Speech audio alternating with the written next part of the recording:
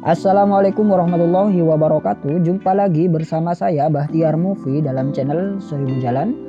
Baik teman-teman, pada video kali ini kami akan memberikan informasi terbaru terkait rekrutmen P3K tahun 2021. Ini berdasarkan hasil rapat koordinasi pendataan formasi seleksi guru P3K tahun 2021 yang diselenggarakan oleh Direktorat Jenderal Guru dan Tenaga Kependidikan Kementerian Pendidikan dan Kebudayaan di Bali pada tanggal 10 sampai dengan tanggal 12 Desember kemarin. Dan berdasarkan hasil rakor tersebut, ada salah satu instansi daerah yang sudah mengeluarkan surat edaran resmi terkait persiapan P3K ini teman-teman, yang mana dalam surat edaran tersebut ada beberapa persyaratan yang harus dipenuhi oleh pelamar.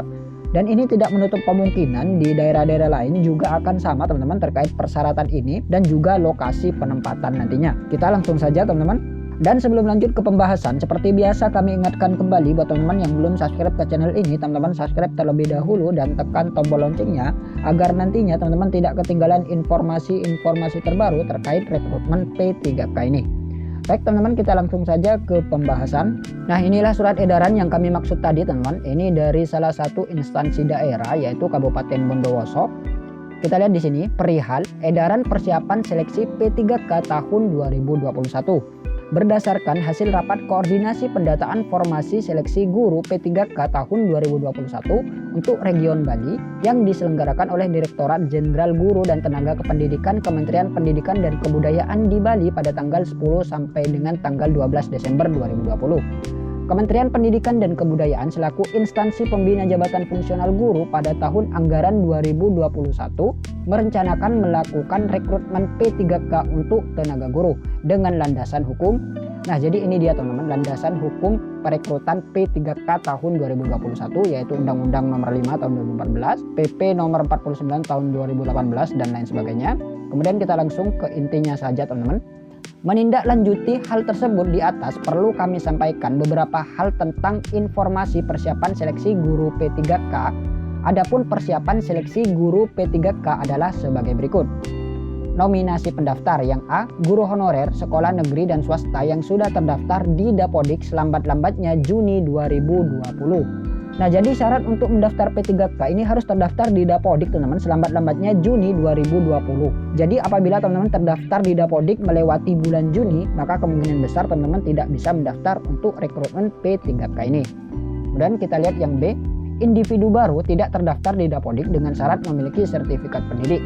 Nah, ini apabila teman-teman tidak terdaftar di Dapodik, maka teman-teman tetap bisa mengikuti seleksi P3K dengan menunjukkan serdik yang teman-teman miliki. Kemudian yang C, guru honorer K2 database BKN. Kemudian yang nomor 2, linearitas kualifikasi pendidikan pendaftar untuk semua nominasi minimal S1 atau D4. Nah, jadi wajib S1 atau D4 teman-teman.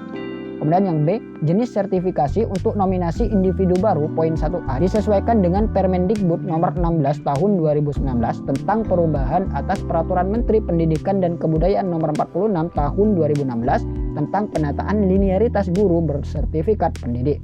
Nah, jadi buat teman-teman yang memiliki sertifikat pendidik nanti akan disesuaikan teman-teman dengan Permendikbud nomor 16 tahun 2019.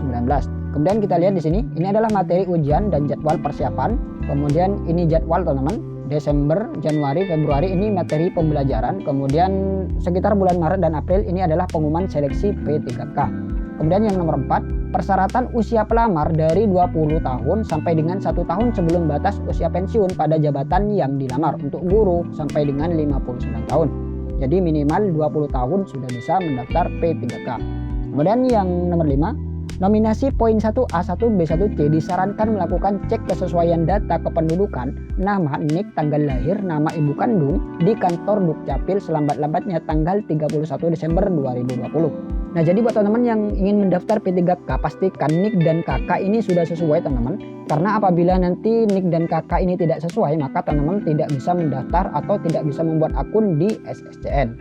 Kemudian yang nomor 6, pendaftar untuk nominasi poin 1A sudah melaksanakan verbal ijazah selambat-lambatnya 31 Desember 2020. Nah, jadi pastikan buat teman-teman yang terdaftar di Dapodik ini sudah memverbal ijazah selambat-lambatnya tanggal 31 Desember 2020. Jadi masih ada kesempatan buat teman-teman yang masih belum melakukan verbal ijazah.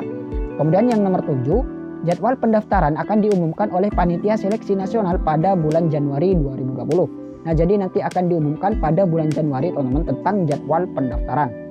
Kemudian yang nomor 8, pendaftar tidak diwajibkan memiliki NUPTK. Nah, jadi NUPTK ini tidak wajib teman-teman. Jadi apabila teman-teman tidak memiliki NUPTK, maka ini tetap bisa mendaftar ke P3K. Kemudian yang nomor 9, proses persiapan dan pendaftaran gratis untuk semua nominasi. Kemudian ini adalah info penempatan P3K tahun 2021 teman-teman. Ini berdasarkan hasil rakor kemarin di region Bali. Kita lihat yang nomor 1, peserta yang lolos passing grade dan memiliki nilai tertinggi akan ditempatkan di sekolah pilihannya. Nah, jadi apabila nanti teman-teman lolos passing grade dan memiliki nilai tertinggi dari pesaing-pesaingnya, maka teman-teman akan ditempatkan di lokasi yang sudah teman-teman pilih. Kemudian yang nomor 2, peserta yang lulus passing grade tapi tidak mendapat tempat di sekolah pilihannya atau yang tidak lulus dapat mendaftar ulang dan memilih formasi lagi untuk ujian berikutnya. Nah, jadi buat pelamar yang lulus passing grade namun kalah nilai maupun pelamar yang tidak lolos passing grade, ini nanti bisa mendaftar ulang dan memilih formasi lagi teman-teman untuk seleksi P3K tahap berikutnya. Kemudian yang nomor 3, setelah ujian seleksi ketiga, peserta yang lolos passing grade dan nilai tertinggi akan ditempatkan di sekolah pilihannya. Yang B, peserta yang lolos passing grade dan tidak mendapat tempat di sekolah pilihannya setelah ujian seleksi ketiga akan di-ranking kembali dengan ketentuan. Yang nomor 1, peserta di ranking tertinggi berdasarkan passing grade akan ditempatkan di sekolah-sekolah di wilayah yang sama yang paling diprioritaskan Kemendikbud berdasarkan rapor mutu guna mendukung pemerataan kualitas pendidikan. Yang nomor 2, peserta bisa menolak penempatan mereka dan memilih untuk mendaftar di kesempatan berikutnya. Nah, jadi setelah teman-teman mengikuti seleksi P3K yang ketiga, kemudian lolos passing grade dan mendapat nilai tertinggi, maka teman-teman berhak lolos dan ditempatkan di lokasi sesuai dengan pilihannya. Namun, buat pelamar yang lolos passing grade namun kalah nilai dengan pesaing-pesaingnya setelah ujian seleksi ketiga, maka pelamar tersebut nanti akan di-ranking teman-teman. Di-ranking semua pelamar yang lolos PG namun tidak lolos atau tidak mendapat tempat di lokasi pilihannya tersebut. Nanti akan di-ranking berdasarkan nilai tertinggi teman-teman dan ditempatkan di tempat yang sudah ditentukan. Jadi teman-teman tidak bisa memilih lokasi di sini, dan apabila teman-teman keberatan dengan lokasi yang sudah ditentukan, maka teman-teman bisa menolaknya dan memilih untuk mendaftar di kesempatan berikutnya. Jadi seperti itu. Kemudian yang nomor 4, peserta yang tidak lulus passing grade tidak dapat ditempatkan sebagai ASN.